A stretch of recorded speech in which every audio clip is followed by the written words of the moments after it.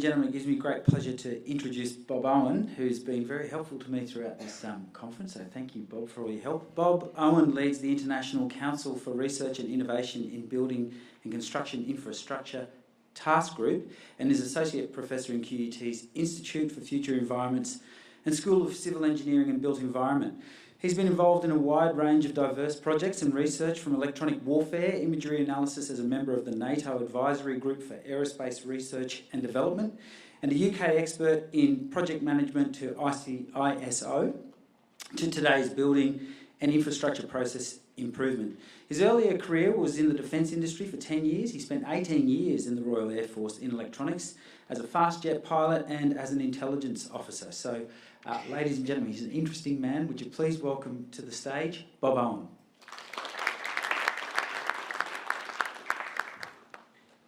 Good afternoon. I've been sucking throat lozenges like they're going out of fashion, because yesterday morning I couldn't speak at all. This morning I could speak even less, but it's come back.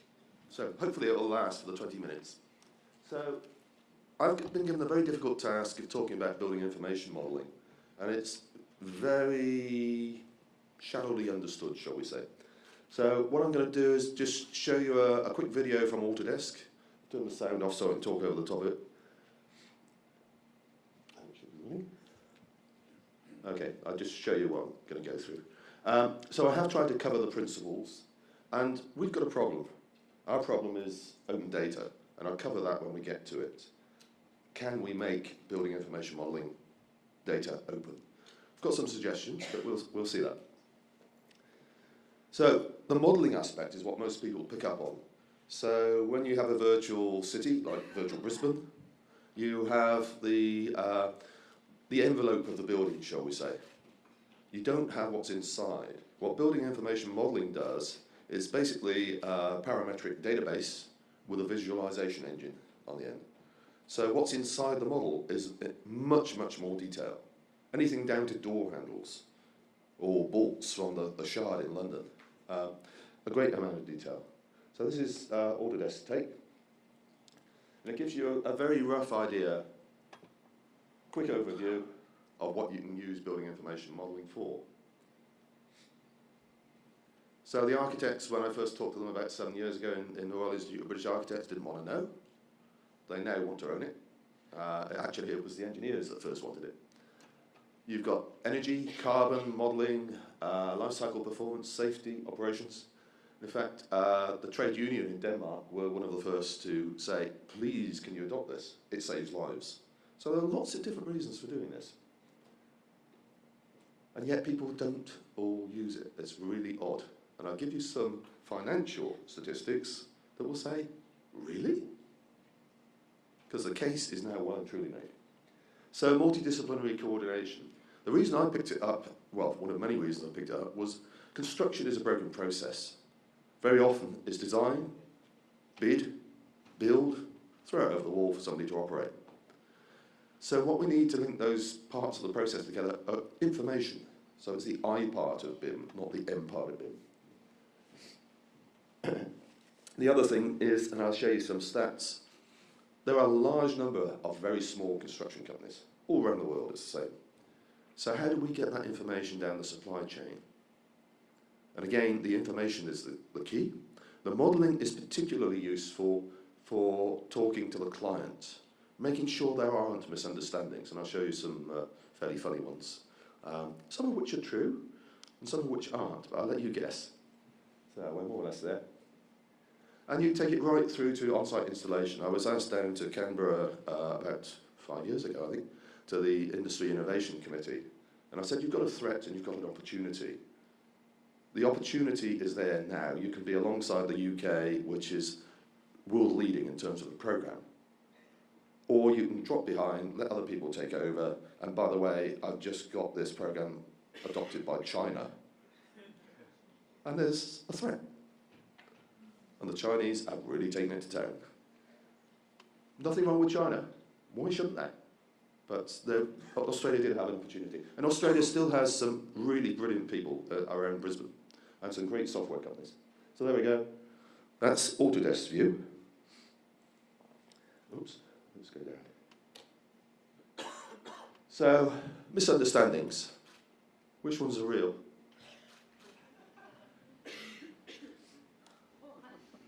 The buddy-buddy urinal's real. The balcony's real. That's an architect's view of balancing the design.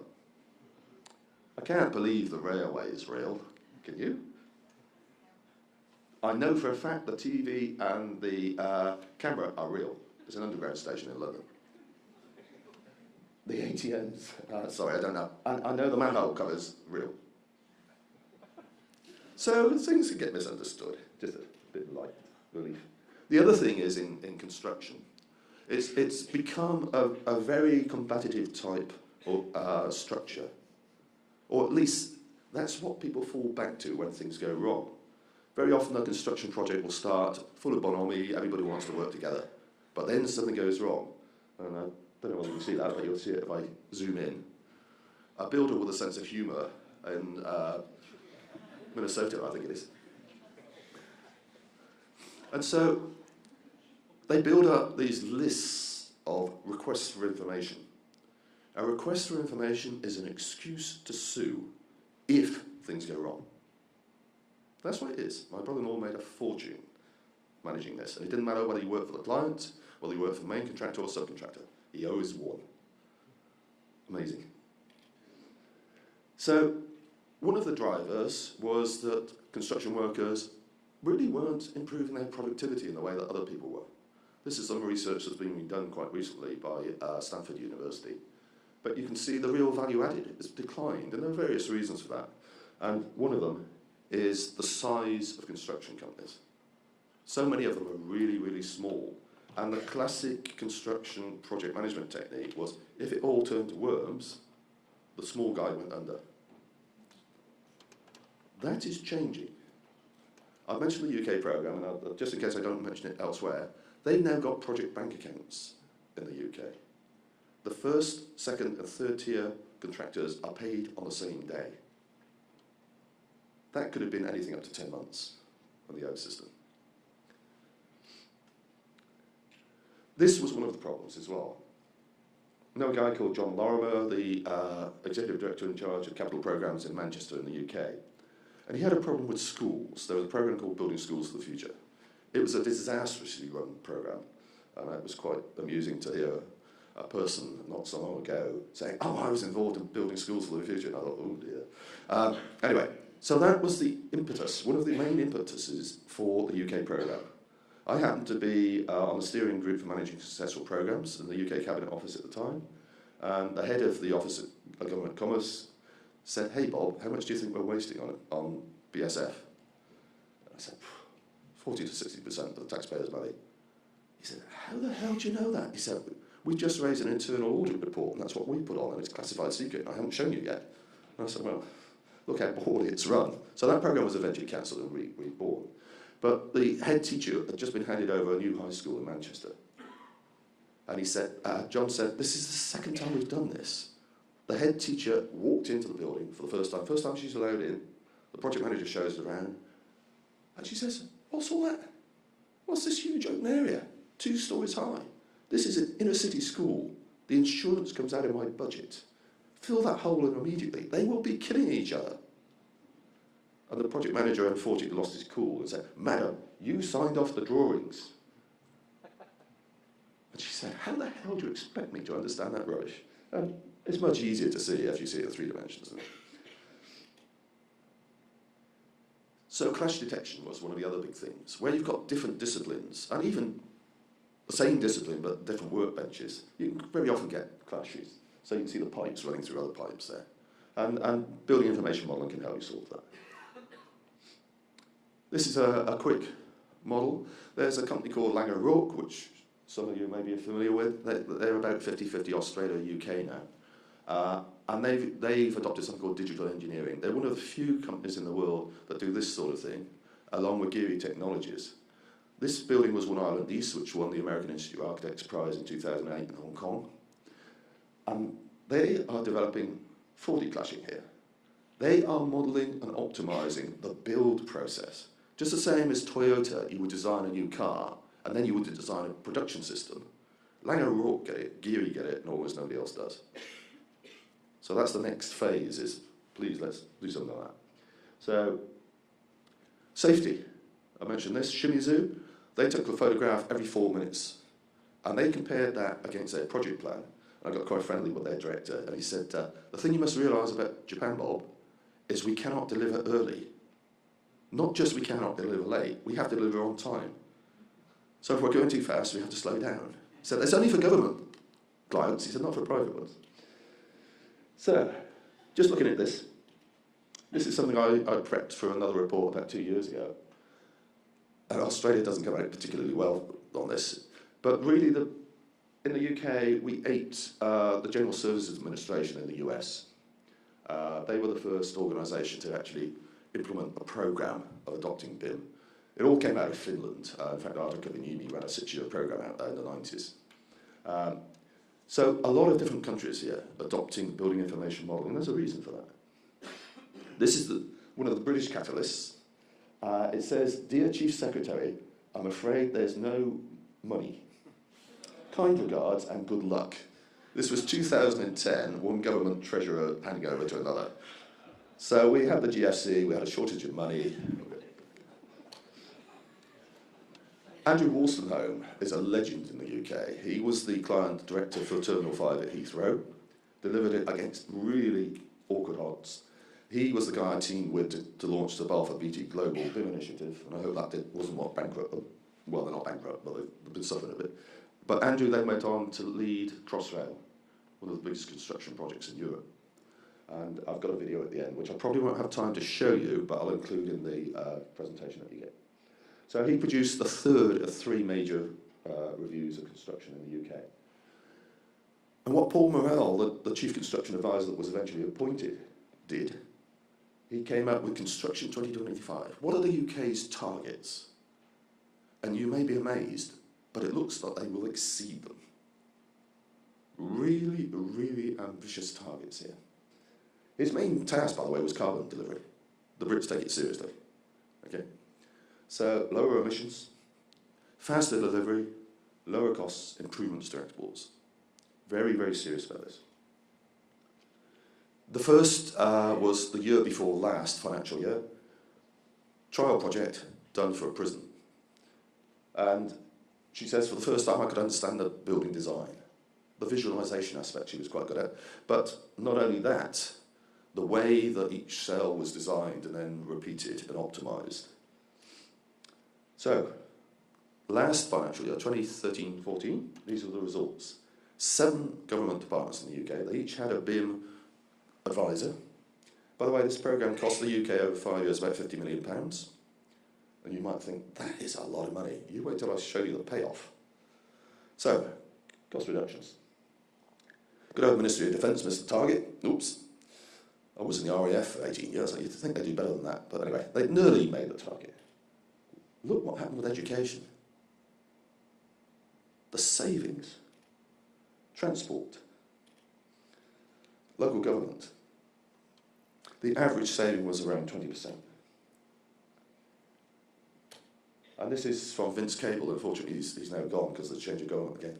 £840 million, he reckons they saved. The chairman, Mark Bew, has told me personally it's actually 1.2 billion, but he couldn't get that through Treasury. In their first year of trials, savings for the UK taxpayer. Why wouldn't any government adopt this? I have no idea. But they're going to the next stage. So we're looking at 2030 now, and by some quirk, maybe people I know, I don't know, QUT has been identified as one of the research partners for this. So we're looking at Digital Build Britain, and a number of us around here are now looking at the equivalent for Australia. Could we do something similar for Australia? So what about the developing world? I'm going to whip through these fairly quickly. As you heard, I'm now trying to lead a research project on infrastructure, better infrastructure delivery, so involved with the World Bank and UN and people like that. So, improved water, bit of a problem elsewhere. Sanitation, the 2 at the end are really the punchline. Electricity, I don't know why they dropped out some of those, but developing population it says. Roads paved. Right, India. This is a 2011 figure, beg your pardon. Those defecating in the open. And there's some really major projects going on in India at the moment. There's one for cleaning up the Ganges, which I think is currently funded to 980 or 890 billion dollars, sorry. And they're looking for funding, I think, of 1.3 trillion. When I say cleaning up the Ganges, that's not cleaning up the river, that's cleaning up all the hinterland that feeds into the river. And look at the fertility rate, Africa. But they're not all third world. We can make that mistake. I've been funded to go out to South Africa in a few weeks' time to talk to them. But let's have a look at something that's going on in Africa. So this is Nigeria. This is Atlantic City, Eco-Atlantic. We've got iPads for the workers on the sites and for the population, for the investors. It's as smart as anywhere. So we have to be careful what we think about. And I've got another one on Africa in a minute, so I'm going to cut that one short and move on. So, how do BIM and GIS together support new models of governance? Another video here, one that's cut short, it's in the US. And it's quite interesting because you realise that the spatial world is not just the atmosphere, it's not just the surface, it's not just the shells of buildings or even what's inside buildings. Going down.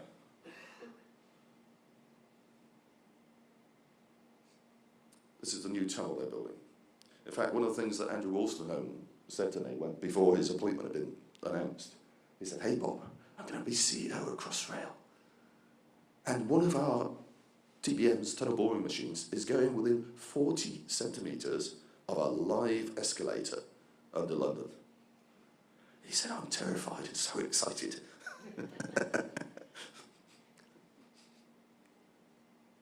There's a lot underneath the city. And we don't necessarily know, but we damn well should do. So again, I'm going to cut that one off a bit. It goes off a bit. So Michael Haynes, who may be here. You there, Michael? Yeah, up at the back. He's leading this initiative. So he's looking at the sort of cadastral ownership rights associated with building information modelling. Can we federate a digital built environment for Australia? What are the benefits of data banks? What are the benefits of having a formal framework? And it's really quite an interesting project. And we've got another initiative going. Jim Plume's also here, and I'm sure you've all met him. Richard Simpson, I don't know who that Owen folk is, and Alan Hobson's here as well. So we're currently writing a paper for ANZLIC, looking at how we can integrate those. There are a lot of initiatives going on at the moment. There's a BIM initiative at the national level. There's a construction procurement change at the state level. There's all sorts of things going. So, digital built environment, that's SIBA, Building Smart Australasia, and academic partners. So we really agree that digital technologies offer enormous benefits to clients, taxpayers, and the community at large. It's proven. When I first came here, and I was asked to come here to kick off an Australian BIM program, because the original idea for the UK one was mine. I didn't do it, I stress. It was solely Paul Morrell. But the idea was mine. This is the second edition of case studies of how BIM works. There are hundreds of case studies saying it works. The ROI on the first project is positive. Why don't people use it? I really have some difficulties with that. Okay. BIM plus GIS plus visualization plus gaming equals the digital built environment. Yeah? All of them. They all have different aspects. The difficulty with BIM is you've got massive databases. In fact, at one stage, Autodesk Revit, which is the market leader, was about to collapse until Microsoft accelerated the development of 64-bit Windows because it needed so much RAM. Their database structure wasn't, was interesting, shall we say. So we've got all those things. Can we integrate them in some way? We want a single point of truth in terms of the data. But using that data should be available to all sorts of people. I still think we need governments to catalyse development. When I had that conversation with the head of the OGC in the Cabinet Office, I said, Well, he said, what do we do? I said, you need a Supremo, a construction Supremo. He said, oh, no, not another one. And I said, yeah, but you need him or her to have two bosses, one in the Treasury and one in business innovation and skills. And that's exactly what they did. They got this fantastic guy called Paul Morrell, two bosses. I'm sure he didn't thank me for it, but it worked because he made the financial case, and he made the export case, the skills case, the case, it was just great. ROI is positive. This initiative, if it was adopted by the Australian government, the Queensland government, the ROI is positive. The British government actually invested in 6 people in the Cabinet Office. Over 200 worked on the programme, gifted from industry. They knew it was going to happen, so they better get in there and make sure it works. Now, this is the more difficult one, data trading. In principle, I'm in favour, but there's some value in BIM. I'm going to give you some figures here. These 10, 100,000, 10,000 gradations have been caught up by several people. And I'll show you what my view of it is at the end. So maybe we save 30% in design, maybe 18, 20% in build, almost 400 in the operation. Because the real value in a building or an artifact is when it's operating, not when it's being built. The economic benefit depends what you are. Are you producing a lead refining plant? Are you building a toll road under the river? What are you doing? And it can be huge. Depends. I work in a brand new building. Yeah, there are people from QUT, better watch what I say. The atmosphere in there after lunch is dire. Please can we have some oxygen tanks so we can boost the oxygen so I don't fall asleep? Could just be my age, of course. And that's the punchline. And the other guys that go out and show the 10, 100, 1,000, 10,000, including the chairman of the UK BIM programme like that, they don't know, not really. Nobody knows. We can't nail it down. But there is a huge and unknowable value for the artefact information to future economies, projects and people. Construction markets. Australia and Africa not that far apart. Asia, much bigger. Went to the World Bank. This is the figure that they're talking about needing to be invested between now and 2030.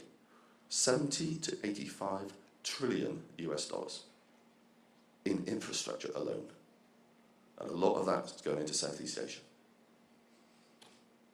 I think we're more or less there.